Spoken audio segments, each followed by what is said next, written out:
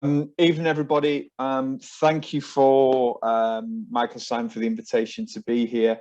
I've done a lot of work now over in Northern Ireland, and I thoroughly enjoy it every time I come over. So it's a real pleasure and privilege to be able to talk to everybody today. Simon was laughing. I do tend to overtalk. I will keep myself to time, and as mentioned, Zoom is a new world for me. I'm used to Microsoft Teams, and we all have our favorite video conferencing functions. So put your questions anywhere, and I'm sure they'll find their way through. What I have done within the slides is just put a couple of kind of prompts in there for you to have a think about your own world. You can share that in the chat or in the other functions, or please just make a personal note of them yourself or write them down and just have a think about it. Yeah, I will attempt to share a screen. Nothing counts now unless it's on a PowerPoint. It's great. Right, let's have a go.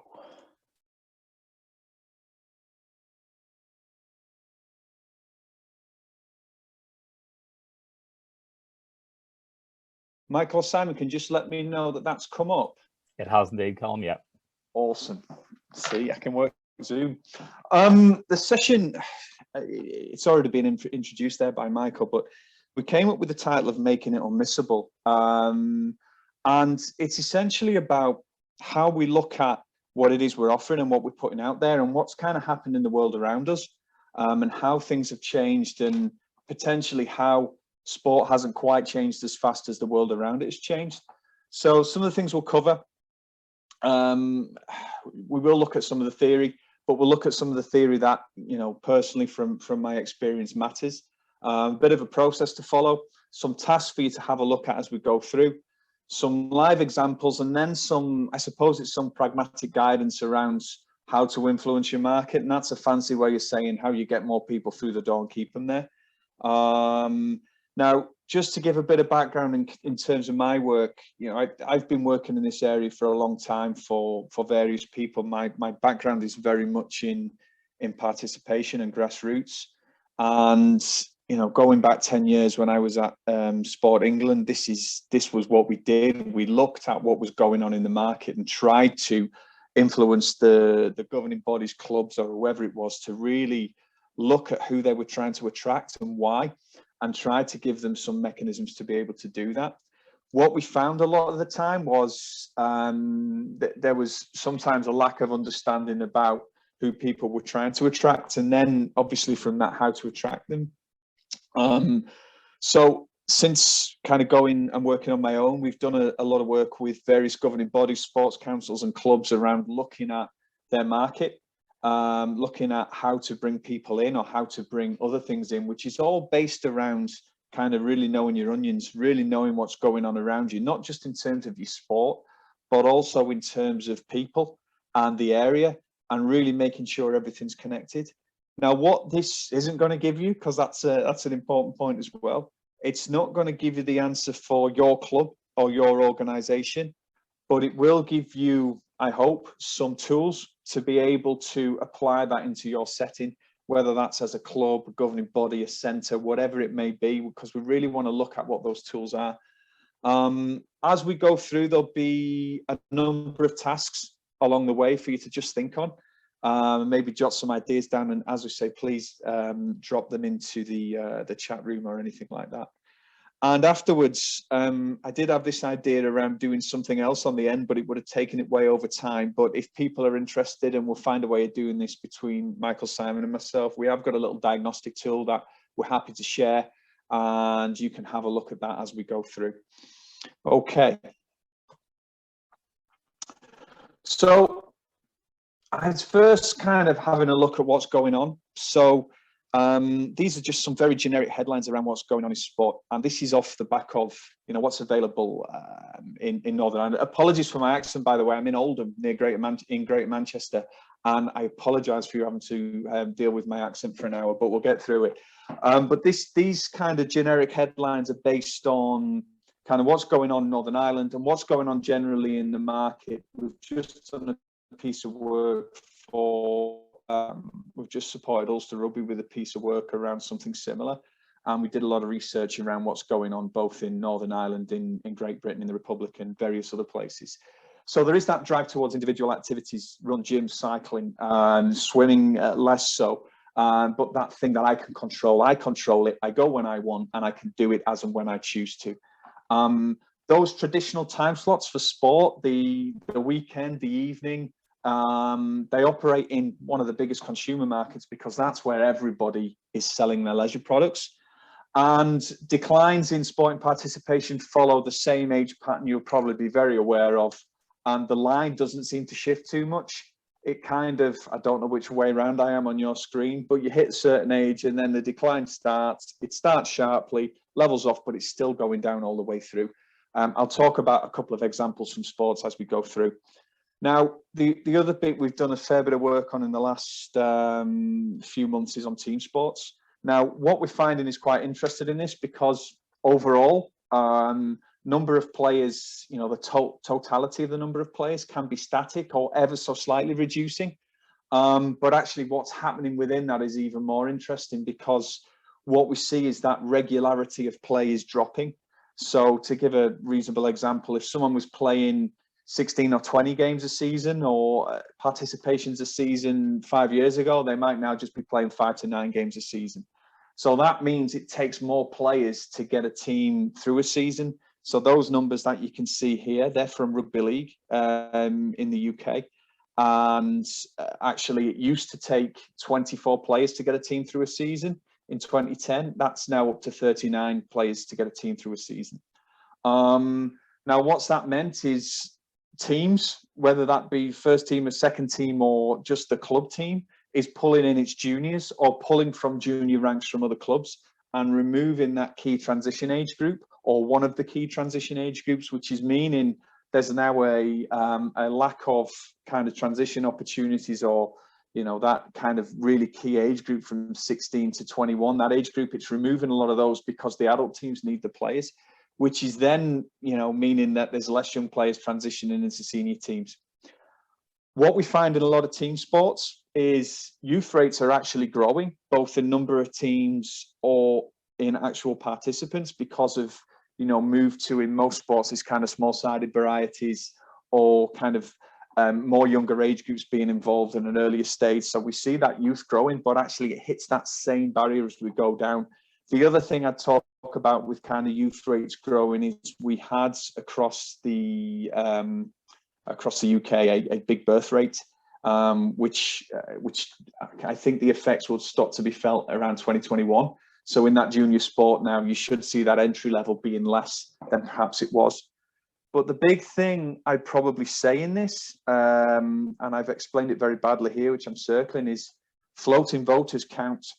You know, those players who make up the team at the weekend, who might only play, you know, 5 games a season, they've become incredibly important in holding a team together.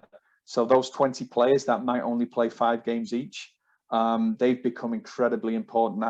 I'm presuming for those involved in team sports, you know this already, in terms of, you know, it doesn't take many players dropping out to crash a full team. And that's an area of concern. And it's an area of concern in several sports that I've worked with over the last couple of years where this is becoming a real issue. And what it's led to is this kind of, and the pandemic's played a part in this kind of self-reflection time is, you know, what are we actually doing? Where do we need to be? And how do we structure it that we're doing? So just, I've put this random red shaping for all of these things. So it's just a little bit of reflection in terms of what's happening at your club sport. Again, drop it in the chat box or just have a think about it and make a note of it, or just keep a mental note in your head. You know, what's actually happening within your club or sport at the moment, which may be an individual pursuit. It may be something you require a leisure centre for. It may be a traditional club-based setting, but what's going on within your sport? So just have a think about that as we go through. And this then leads me to this really important, I've called it first principle. And I think this is fundamental, and we've seen a lot of this thinking going on in the last year. Are you trying to increase participants into your activity, or are you trying to make your activity work for participants? Now, although it's essentially the same words, they're two very, very different ways of looking at the same problem. One will help you manage that overall decline. It will probably help you, keep what it is going that you're going for a bit longer, and you can work really hard at it and have some decent results. The other involves a mindset shift in terms of what are we actually trying to deliver, and it means questioning a few things that lots of people, got into the sport for. We'll talk about that in a second. And also, it's really difficult to make something unmissable, which people are already choosing, or actually in most cases they're not choosing to miss. And by not choosing to miss, I mean it's not even on people's radar. So it's a really important principle, because we're actually talking about, we're not just talking about sport here, we're talking about other things. And when I talk about reframing that question and what that principle is my view is we need to reframe that question from how do I get more people into my club/sport to how do I make it as easy as possible for people to come to my club. Again, they're the same outputs in terms of what you want, but it's a very different way to view the question. And this is what I always challenge people to think about when they're coming to a session like this, or thinking about how to grow participation in their club is, what's our job in this? It's not just to market the heck out of the activities that we're currently doing, but it's to really have a fundamental think of who we're trying to find, what do we want them to do, and how do we reshape what it is we're doing to make sure it fits. There's a big debate we'll talk about in a minute about, at what point do I stop being my sport and I'm starting to be something else? And that's not what we're suggesting at all, because there is a strong and consistent core market for all our sports and activities. What I'm not suggesting for a second is we change everything, but we probably need to think about what we're doing in that space where people perhaps aren't the full-time 3 times a week committed sports club members. There's a place for that, and I'm one of those people, and I would hate that ever to not be there. But also there's a space for that slightly more casual consumption of sport, or our sport or our activity. So it's just putting that into our heads and thinking about what that means. So the other one, and I used to dislike using the word consumption, but I think it's important that we use it as a phrase, because it is consumption. I can choose to do any number of things on a Saturday afternoon or a Tuesday or Thursday night or a Sunday morning, whatever time of day that the club or centre or whichever provider is putting that activity on. So I'm making a consumer choice to take part in sport at that time, because there's lots of things to do, not just myself, but with my family and various other things. And in most consumer markets, trends change, businesses open and close, competition exists for consumers, and there is an open market. So there's lots of people vying for my time and my leisure spend. So it's another thing to think about in terms of what else could your consumers be doing rather than what you want them to do. So again, just have a think about who those, I think I've used the word competitors there, but what other options are available for them at the time? Because actually sometimes, because we operate from our own biases, and I'm the world's worst for this, I couldn't understand, because I came from a rugby league background, I couldn't understand why when we were coaching in the schools and trying to get people into the clubs, that they seemed to enjoy playing, but had no interest in playing it 3 times a week. And I was, why? This is the greatest sport that's ever been invented. Why aren't you interested in playing more of this and coming to the club? And we've got all these offers for you. Why aren't you interested in doing it? And I didn't think about what else people could be doing, what they were already doing, or what they might be more inclined to do. So just have a mental note or jot a few ideas down around what could be happening there. So if we accept that we're dealing with people and consumption rather than simply players or casual players or occasional players or whatever label we want to put on people, our task becomes to understand them. What are their wants? How can we meet those wants, desires, needs? Do we accept that habits will change, accept that technology will change, and accept that we're in an open market?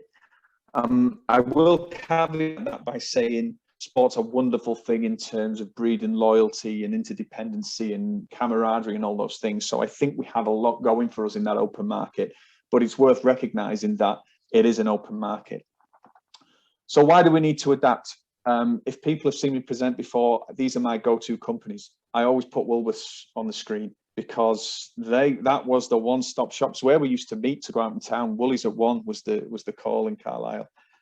But that shop sold everything, you know, and whenever I do this live, we talk about what they offered to consumers. And the first one is always pick and mix. The second one is normally CD singles or cassette singles. Easter eggs, there was rows of them, you know, in January.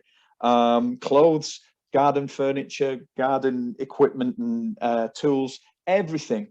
And they weren't nervous because they thought we've got some of the best shop frontage in towns, and we sell everything. We're not going to struggle. But actually, what they didn't realize is very few people went into town with a shopping list of pick and mix, garden furniture, Easter eggs, and CD singles. And actually, their rents killed them. It just absolutely destroyed them over a matter of, I think it was a couple of years where the decline was coming, and it just vanished. So this was a just lack of willingness to look at their business model. Blockbuster, I think there were shops called something else there, had a red star on it, if I remember correctly. But that was a place you used to go to on a Saturday and get a video out and have to return it the next day and rewind the cassette, or you got into trouble.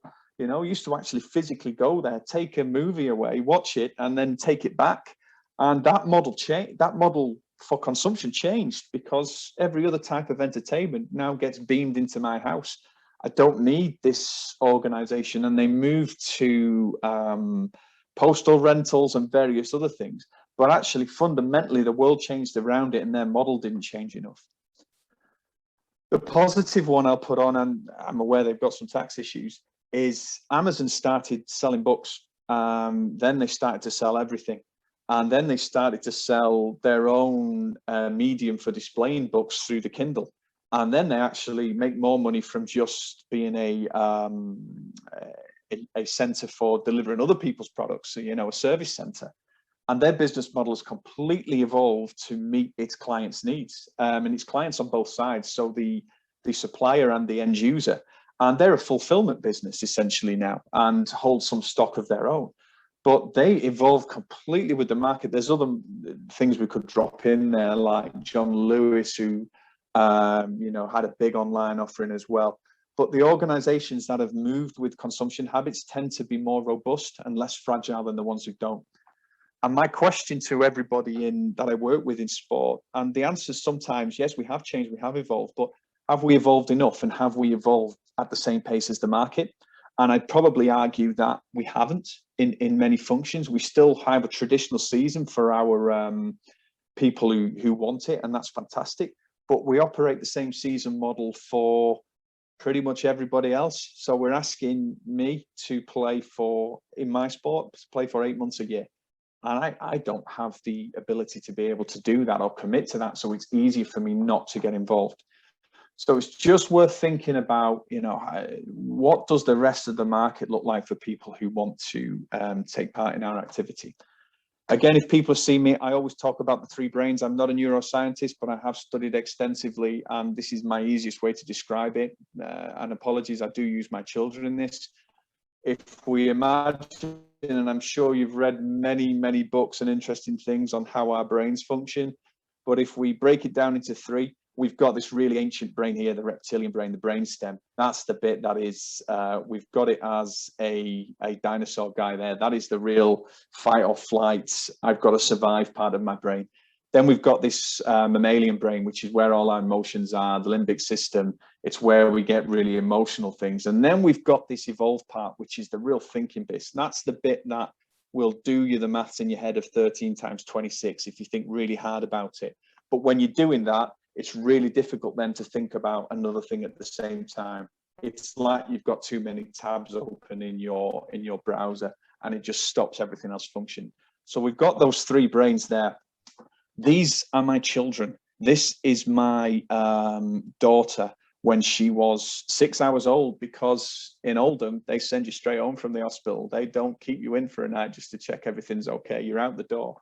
But at this point in her life, she has not worked out what these bits do.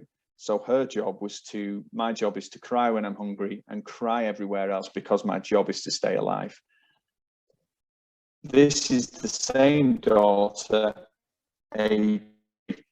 And this is all mammalian brain. This incident happened because I believe it was she couldn't have the larger of her two chef's hats because she dropped something on it and it was being washed.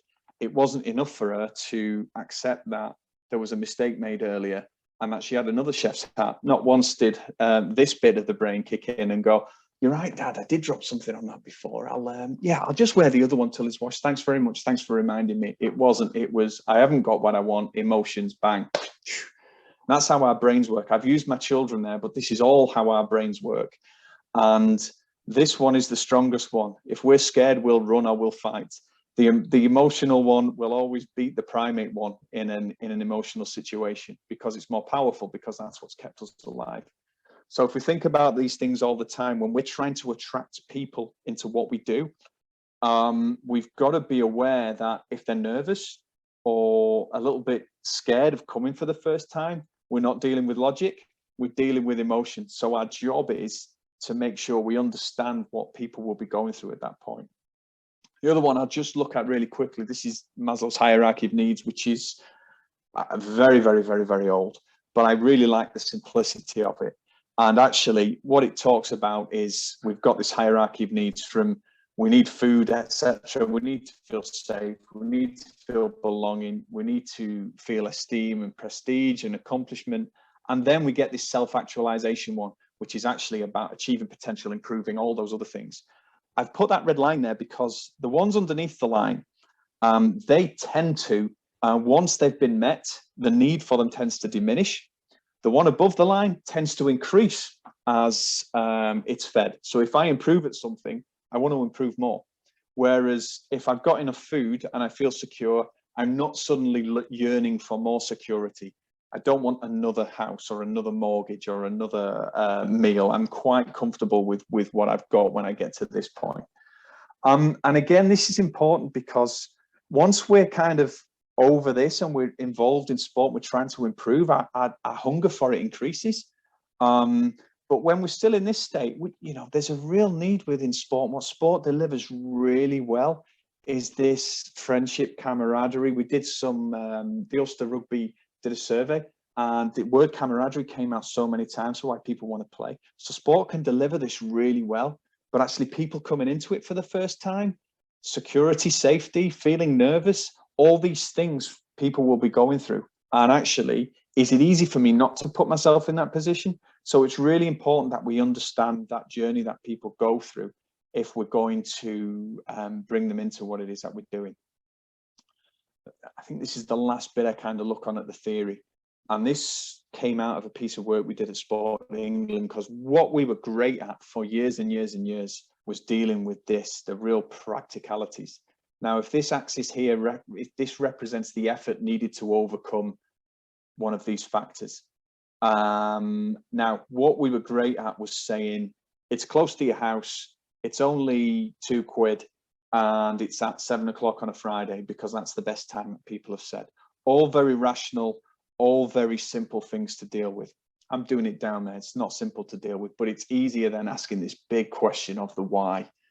And to give a very brief example, I thought when I hit my 30s, squash was going to be my game. I quite like it. It's quite combative. It's in a small space.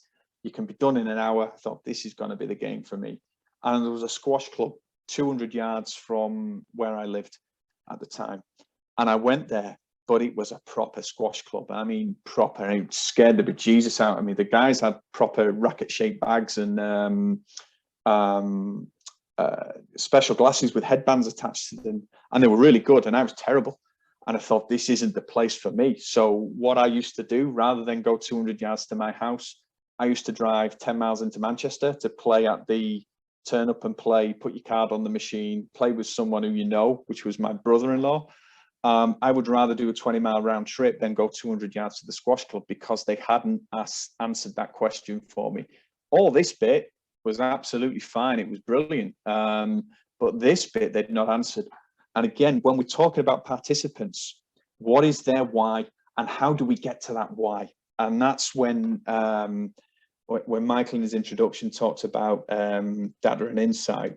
These are the things I'm talking about. What do we know about the people we want to attract, and how can we use what we know to think about this why. Why could or why would they be interested, and how can we answer that question for them? Why is it in their interest to come to us? So what is your why in terms of who you're trying to attract into your club? Again, just keep that in your head as we go through. Apologies. This is the framework I use for every piece of work I do. I like it because it's simple, and I like it because it's easy to follow. The first job I have on any piece of work, or when I'm working with someone, is what are you trying to do? And when I ask them what they're trying to do, the second thing I ask them is, how can you measure it? Oh, have I zoomed in there? That should be right. How can you measure it? What would make it worthwhile, and how much time will it take? So it's really important we know what it is we're trying to do. And then the bit that often gets left out, in my experience of the sports industry, we tend to jump from define your outcome to build your intervention. And we had all kinds of stuff going on with the governing bodies in England in terms of designing products. And some of them were really good. And some of them worked by accident. And some of them absolutely tanked because they were designed for people like them. They were designed to meet all their biases because they were just their sport. So they were always going to turn up and think it was a great idea. But it still involves somebody coming to something they're not either been to for a while or been to ever. So we jumped straight to build your intervention and then wondered why some of them didn't really work without really understanding the context. And that's not just the people, but it's also the situations they're involved in. And that's when we can start to build a picture of what is the right intervention to do, because it's easy to create a logo and stick it on a poster and put it up and hope it works, but hope's never a great plan. So it's important. And I'm not suggesting you all need to go and hire a research agency to go and look at your target market and come up with a series of stuff. It's just actually having to think about who it is you're trying to attract, what they'll be attracted to, and who you know from that kind of, whether it's a demographic group, whether it's a group based in a local area, what do you know about them? And then how are you going to build your, whether it's a different type of the sport or game, whether it's just a different time, what are you building that based on? And then we get to test it and change it if we need to. So I have to keep moving. So yeah, so have in mind an outcome. So what it is that you are trying to do as a club or organization or facility center, what are you actually trying to do? So when I talk about understanding the context, these are the steps I follow. So what do I need to know? And again, I'm not talking about you hiring a mass agency. I'm talking about what do you need to know about what it is you're trying to do to bring more people or keep people that you may already have in your organization. So what do I know? Is this going well for us? Are we good at it? Are we not so good at it? Who are my groups? Who is currently buying from us? Who else might be interested in? And what do I know about them? And how do I know it? So how do I know what I think I know? Is it just based on what's in my brain? Is it based on certain assumptions that are historic within the club? Do I need to challenge what I have in my brain in terms of what the assumptions I'm making? And am I capturing any data? Am I capturing any data on my participants? How often they're coming? How often they're playing? What am I capturing, or what is my governing body capturing that can help me to know what it is? And then how do I use it? You know, is that just a spreadsheet on somebody's computer that comes out every now and again? Am I using it? Am I referring to it? And if I am capturing it, what am I using it for? What am I doing that data capture for? Is it for any purpose, or are we just capturing data because we think we need to? So then the other side of it is, what do I not know? And this is when we get to the important stuff. What do I not know about my organization or the people around my organization? Whether that's membership, how do I know, you know, how many, as an example, under 18s transition into the adult team every year? How many drop out? Where do they drop out to? Do they just stop playing completely? Are they going somewhere else? What's the demographic makeup of my team? What's the average age of my first team, second team, third team, squad, whatever it might be? What's going on in the area? Are people leaving the area? Is it growing? Are people building houses? What else is going on in that space? What do I not know? How could I know it? So what can I do with what I've got to know more? Which might be as simple as, I'm going to have a chat with a few people I know. And then what would I use it for? Because if you're not going to use it, it's probably pointless going out and collecting a load of information. But what can you use that for? And that's something we'll talk about in a second. So who can I talk to? I can talk to the people I've already got.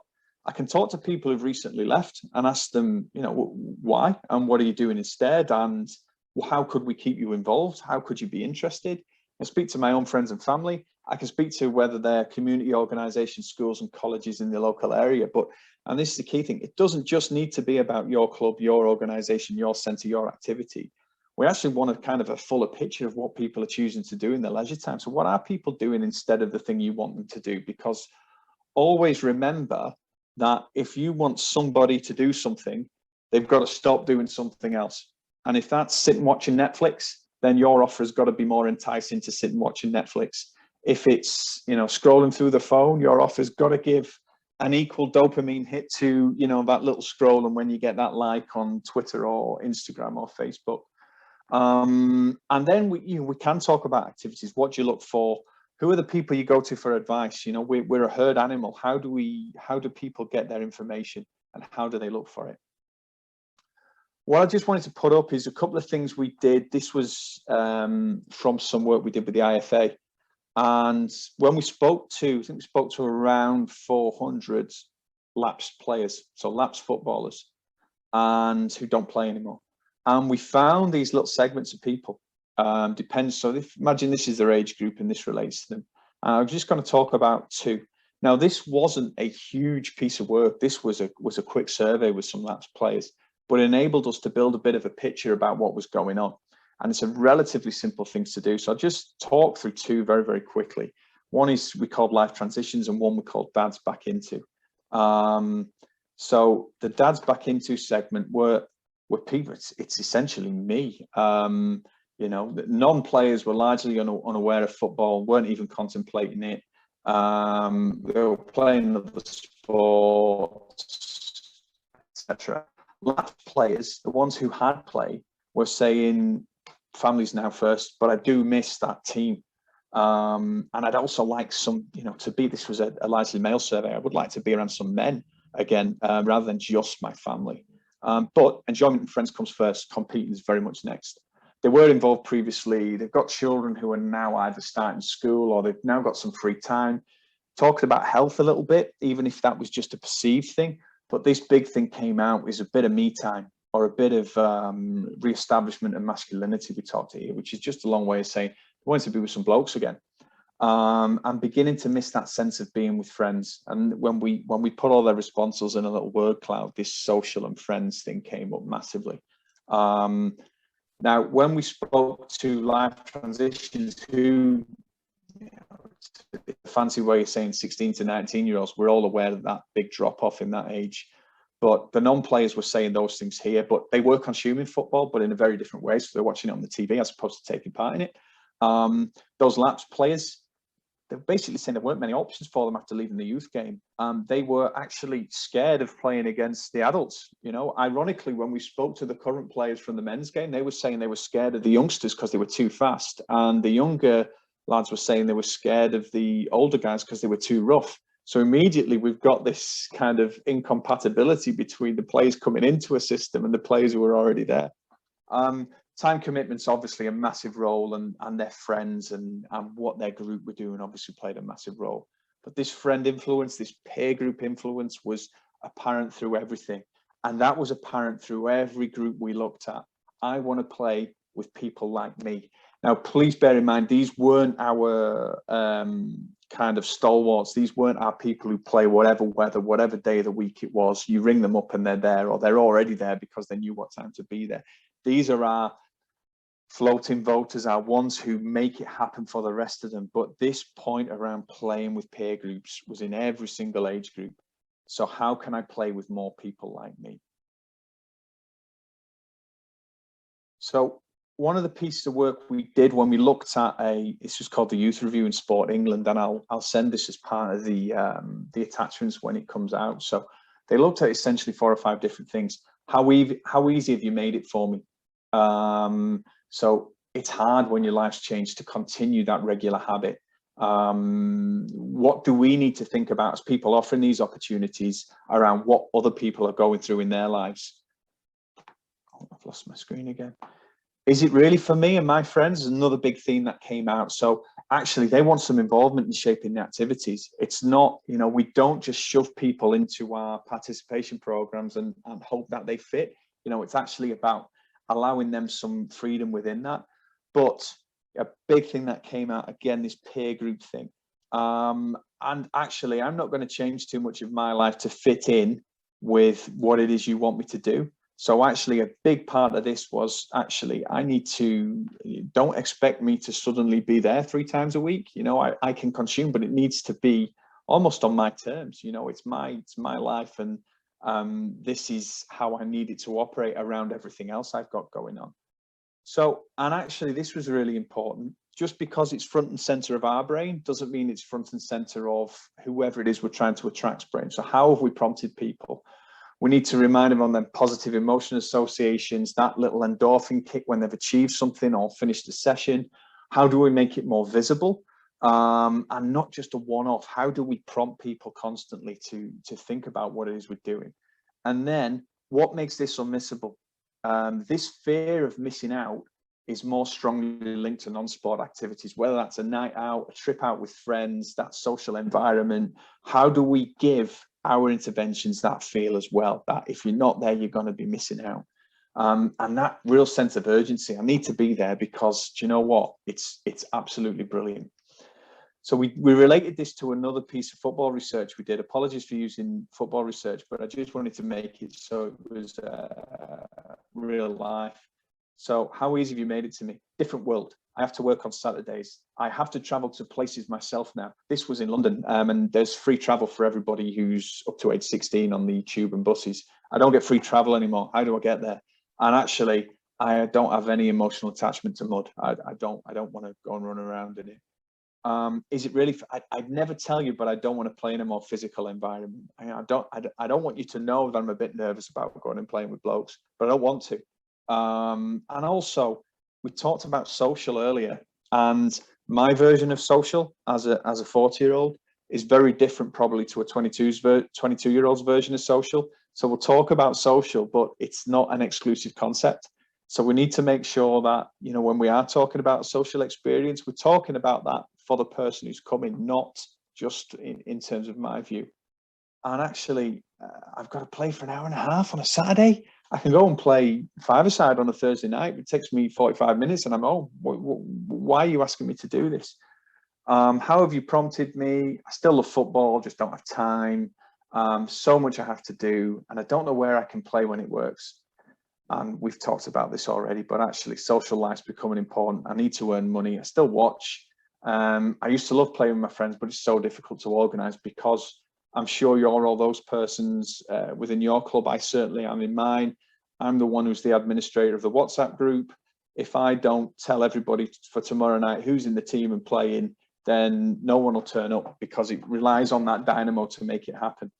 I won't go through these because I want to get to a further bit. So this was another interesting one. This was one of the segments we designed recently. But actually, we create a little bit of a pen pitch behind them. And what these do, and again, I'm not suggesting you need to go to this level of detail, but I think it's a really valuable thing to think about that person and almost create that character. So I've enjoyed my time in sport and keen to play for longer. I'm a bit nervous about moving into the adult game. It's not just about physicality, but I want to play with my mates. I want to play with that social group. Social aspects are key drivers, and I want to stay in that group. The longer I can stay, I think I'm more likely to play for the adult team. It feels like a big step, more likely to drop out completely rather than stay somewhere I don't feel comfortable. That was based on the responses we got from a group of, I think it was 16 to 19-year-olds. And it's really powerful. And it gives you two conclusions. Obviously, that peer group thing is incredibly important in terms of keeping people either at your club or bringing people into your club. But that means actually what normally happens is, I'm using this as an example. I think this was from rugby. those players who aren't going to make the first team from that group tend to be filtered into the fourths or the thirds or the seconds or whatever team it might be. And actually, it's not what they wanted to do. They wanted to carry on playing with their friendship group, who they've gone through, whether it's all the way through age grade sport with. They want to stay with that group. So that means clubs have got to think about, actually, you know, the third team, actually, they need 5 players this year. So we need them from this group, but actually they're not going to be around for that much longer if we put them in an environment that they're not suited to. So we either make a decision to accept that our model at that third team level may need to change, or we just carry on as we are and we manage that decline periodically. We'll always have our, again, example from a sport, we'll always have our first and second team because we've got enough kind of core market, but this third team might vanish in a couple of years. And actually, we might start to see this habit repeating. So what do we need to do, and how do we need to think about our model as a sport or as a club to make sure that we may need to play a longer game with those participants transitioning? And if we have to play a longer game in that transition period to keep them involved in the club, is that a useful thing for us to do? And that's something for us, you know, each individual club or sport to take away and think about. But there's something to have a conversation about there, if that's what your research leads you to. The point I'm probably trying to make is if we don't know, we can't have that learned conversation. We can't have that conversation based on some of the knowledge we've created. So what we've learned about our playing models, when we then get to building our interventions, we need to look at, what is my current offer to this group? How do we deliver it? How do I know if it works? So actually, our players transitioning into, so using that example, our players transitioning into our third team, how many games do they play? How long do they last? Are they still playing at the club the next season or in 2 seasons' time? How do I know if what we're currently doing is working? And then we can look at the converse, and it's not saying you need to pick one or the other, because the answer may be both. It may be one, it may be the other, but it's important you put these out on the table. What would be a good offer to this new group? How could we deliver it, and how could we measure it?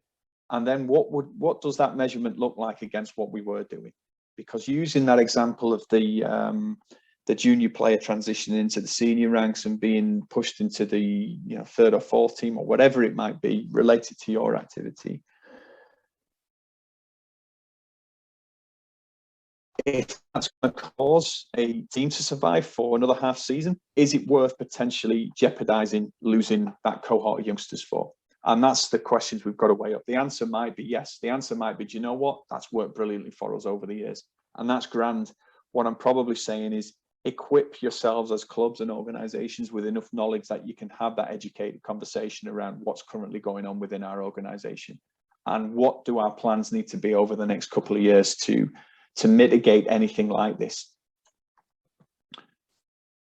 So building interventions. Again, I follow a framework for everything. This isn't mine. I stole this off the behavioral insights team at the Cabinet Office, but they're sometimes called the nudge unit by the media. So there's 4 elements to it.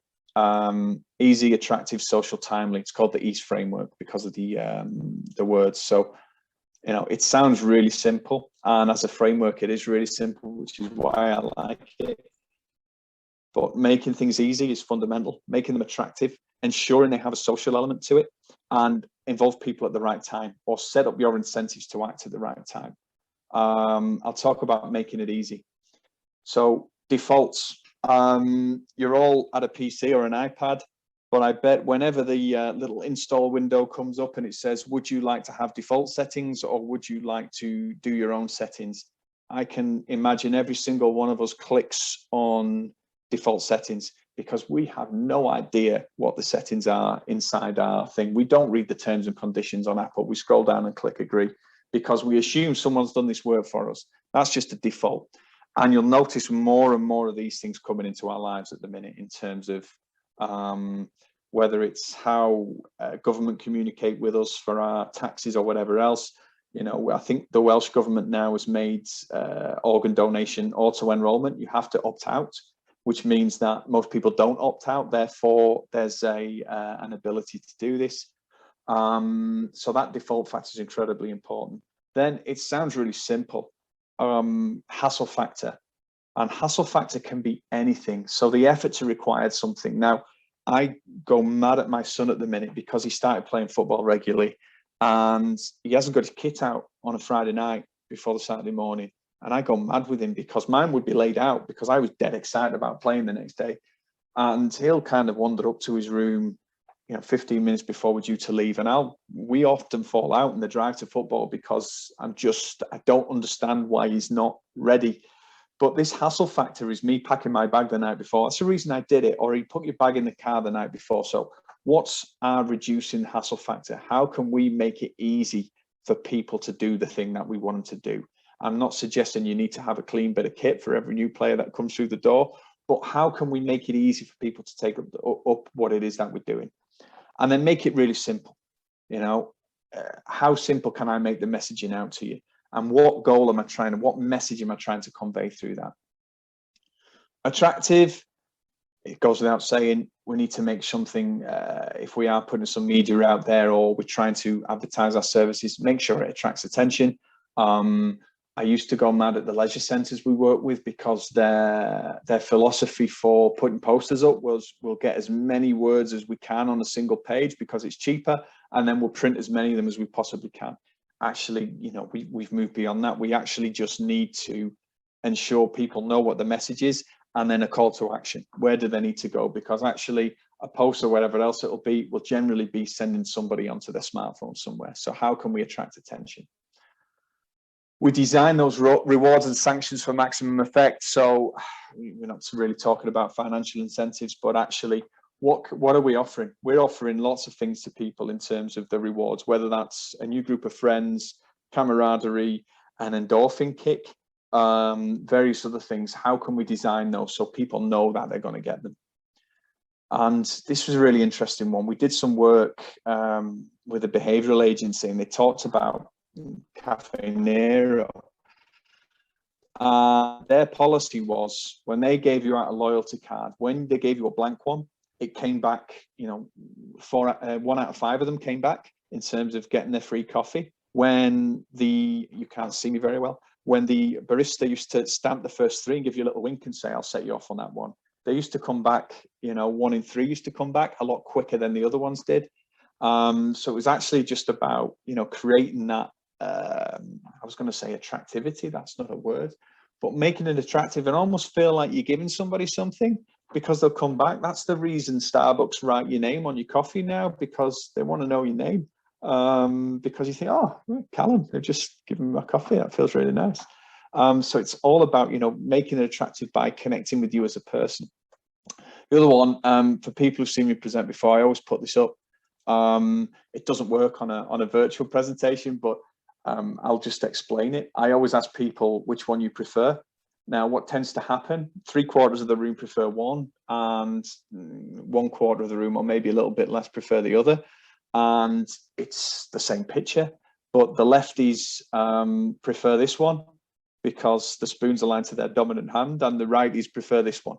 And this is, I've done this, put this picture up in China, Dubai, you name it, and always get the same result. And it's the same picture. And actually, it's a very, very simple thing, but it's just all about making sure, in this case, it's making when the spoon is aligned to the dominant hand, but it's a 30% increase in purchase. But actually, it's just making sure our offers align to the people that we are dealing with. So I always tell people to put the spoon on the other side. So make sure what it is we're putting out there is aligned to the person that we're giving it to, not necessarily to ourselves. Then this really important one, and I know I'm kind of pushing on for time now, is this knowledge of social, this image of social, and this concept of consensus. Is if we show that most people perform the desired behavior, it can intrinsically make more people do that desired behavior. So we talk about the things that the majority are doing, not the minority are doing. This works in every context, which I'll show you in a second.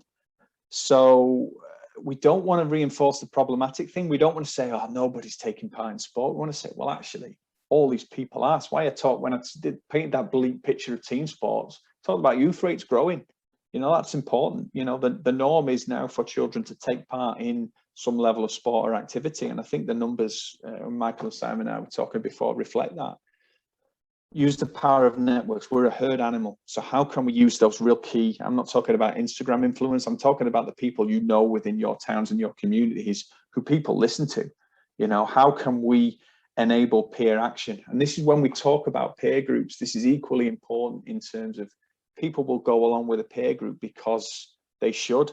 And you know this is true because if you've ever queued for a Ryanair flight or an EasyJet flight, once somebody starts queuing, everyone seems to feel the need, even with an allocated seat, by the way, to jump in the queue, even when the plane isn't there. Because we're a herd animal, we instinctively go, oh, hang on a minute, if they're queuing, I should be queuing. I want to get on the plane. Everyone's queuing. You can form queues anyway. There's numerous studies done on this, or about, you know, people just with a high vis on walking into places because they're viewed as being an authority figure. So this power of networks is really, really important. If we can get good behaviors or the behaviors we want into those networks, we'll see them escalate. And this final one's huge. And, you know, it's great for people if you're in a marathon or you're training for something or you're trying to lose weight, is you make a commitment to others because then you're there, you're in it. So how can we talk about whether it's our marketing or whether we talk about our things so that people make a commitment to other people?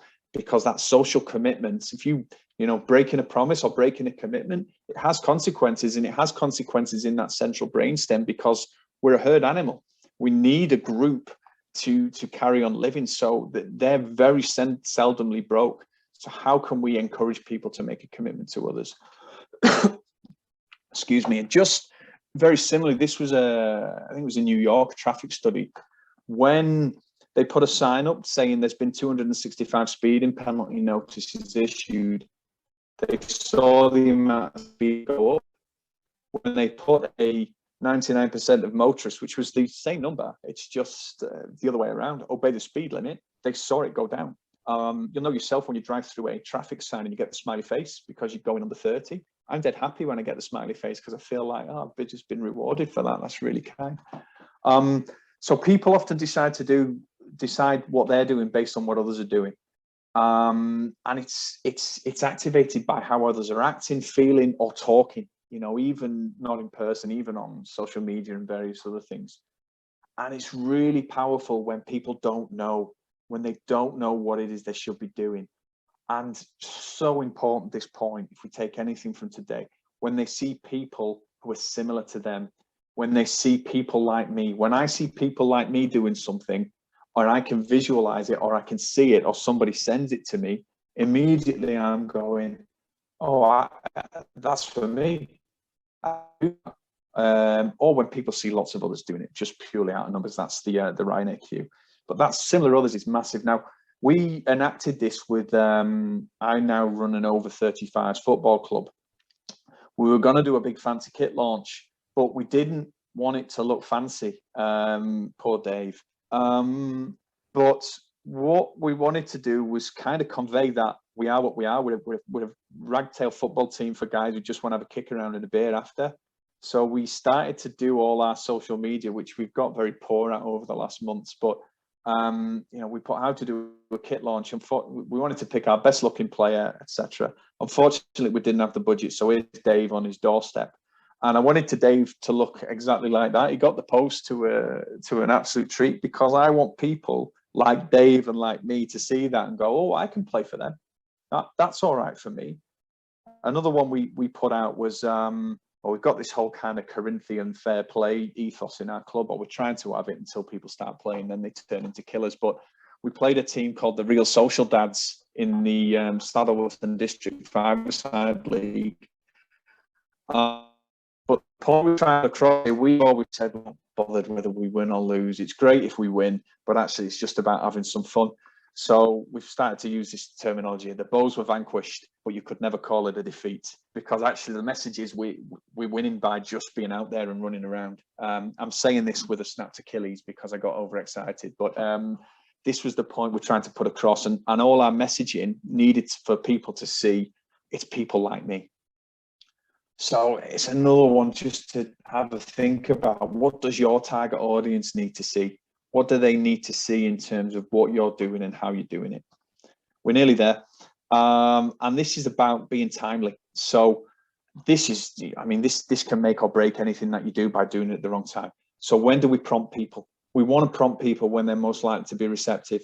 New Year's resolutions, the world's worst time to make them is on January the 1st, particularly around getting fit or losing some weight, because actually we're primed evolutionarily, that's a word, to stay in our house and eat and, you know, live off the harvest we collected in the summertime.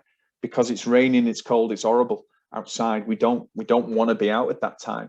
So actually going on you're better off having a new financial year resolution and on April the 1st, or at some point within the springtime, because that's when we're primed to leave the house and go outside and do all those other things. So what is the best time for us? And this is where it's a trick, because it's not necessarily the time that your traditional season or competitions run. When is the best time for the people, not for the sport? Again, going back to that first principle. Then we need to think about, you know, people are going to come to this and we're going to lose some straight away. What are the costs and benefits? What do people need to not do? What is going to happen to them immediately? And when are they going to get the benefits? Because actually, if you're talking about getting healthy and feeling better, it's going to take a little bit of time for your body to start feeling those benefits, because actually you're going to feel pretty horrendous after your first couple of weeks. So how do we help people plan for that? And how do we adjust those things or tweak what it is we're either doing, or tweak what it is we're talking about? And do we go blatantly and say, your first 2 weeks are going to be horrendous, but then you're going to feel fantastic? And that leads us into this point, is to help people plan their response to events. I think it was an example from cricket it's near where my father-in-law lives, when he lived in Yorkshire. It's a club who, I think it was the second team captain, had a baby. So he wasn't at the club for about 3 months. The club pretty much just ostracized him and said, well, you're not committed, therefore you're not playing. You know, this guy's had a baby. And I'm not suggesting things like that happen in many places, but how do we help people and wrap ourselves around them when things happen in life? How do we identify the problems that they're going to face before they face them? How do we know, you know, after 3 weeks, which is the average time a New Year's resolution lasts, people are going to drop off? So what do we need to be in there with at that point to say, don't you worry, you're going to last longer than this 3 weeks? How do we identify those things before they happen and people plan to address them?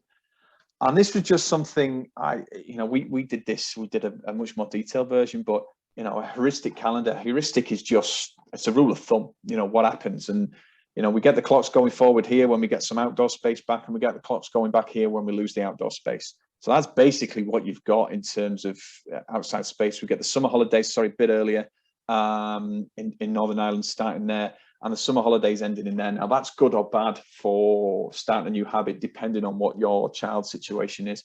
September is a really interesting time, because actually you get a good 2 months of non-dark at 5 o'clock weather. And actually, because the kids are going back to school, it's the natural time of flux anyway. So it's a really interesting time to start looking at things that are going on. But just have a think about when it is you're planning. And the reason I've fallen off this personally, we were doing a big project for female participation in a town called Bury, and it was a precursor to the This Girl Can campaign, if you've ever seen that in England. And it was supposed to start here, but delays meant the funding wasn't released until here. So actually we had to plan from here, and we ended up starting here. So all we could offer was kind of indoor classes. So for the rest of that program, everybody just thought it was an indoor class thing done by the local authority, by the council. And we lost that project because we didn't think to go, do you know what, if we can't start it here, we hold off. We need to hold back until it's the correct time for the consumer, not for us and our funding cycle, or whatever it might be, because we were thinking about us. We weren't putting the consumer where they needed to be. Finally, and I'll stop talking in a second, because it's really worth us talking about the things we can and can't influence. So we can't influence family priorities, working patterns, and employment changes. We can't influence the extra influences in young people's lives and the on-demand nature of wider entertainment. And we can't influence people have got less time to commit to activity, sport, whatever it is you're involved in. And also we can't influence the fact the market's doing what it's doing. But what we can do, what are the levers we can pull? And make our activity easier and more attractive to play? Can we have some flexibility and creativity within whatever club or sports structures we have? We can understand the needs of our consumers better. We can look at ensuring that what it is we're doing match what people need. We can look at managing those transitions between different environments, whether that's age group, type of the game, whatever it might be. We can look at those. We can manage those probably more effectively. Can we create flexible formats, different opportunities to play, or different times for people to play? We probably can influence them. And I suppose our job, we have the ability to make taking part easier and more attractive, but we can only use the levers we've got. So what are they within a club or organization or NGB setting? They're session design, competition design, club structure, talking to our governing body, or if you are the governing body, you can probably regulate, you can probably look at your competitive structure, and you can look at a whole host of things. So, you know, it's easy to say society's changed, this has changed, this has changed, but there's always a way we can make this easier and more attractive for people to play. But we need to understand who it is and what their why is.